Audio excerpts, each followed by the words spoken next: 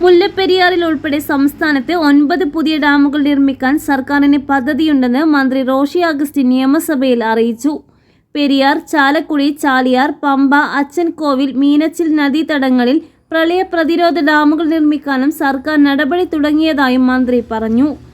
129 വർഷം പഴക്കമുള്ള മുല്ലപ്പെരിയാർ ഡാമിന്റെ സുരക്ഷ മുൻനിർത്തിയാണ് പുതിയ അണക്കെട്ട് നിർമ്മിക്കാൻ സർക്കാർ നീക്കം നടത്തിയത്.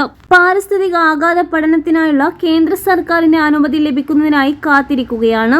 തമിഴ്നാടിന്റെ ജലവും കേരളത്തിന് സുരക്ഷയും എന്നതാണ് ഈ വിഷയത്തിൽ കേരളത്തിന്റെ നയമെന്ന് മന്ത്രി വ്യക്തമാക്കി. പാമ്പാർ സബ് ബേസിനിൽ 3 പദ്ധതികളിലായി 3 ഡാമുകൾക്ക് വേണ്ടി തൃശൂർ ഫീൽഡ് സ്റ്റഡി സർക്കിൾ പഠനം നടത്തിയിട്ടുണ്ട്. പാമ്പാർ നദീതടങ്ങളിൽ നിന്ന് കേരളത്തിന് അനുവദിച്ച 3 DMC ജലം ഫലപ്രദമായി ഉപയോഗിക്കുന്നതിനായി പാമ്പാർ സബ് ബേസിനിൽ ചെങ്കല്ലാർ പദ്ധതിയിൽ ഉൾപ്പെടുത്തി, പട്ടിശ്ശേരി ഡാം തലയാർ പദ്ധതിയിൽ ഉൾപ്പെടുത്തി, ലോവർ ചട്ട മൂന്നാർ ഡാം വട്ടവട പദ്ധതിയിൽ ഉൾപ്പെടുത്തി, ഒറ്റമല ഡാം എന്നീ 3 ഡാമുകൾ നിർമ്മിക്കുവാനും പദ്ധതിയുണ്ടെന്ന് മന്ത്രി അറിയിച്ചു.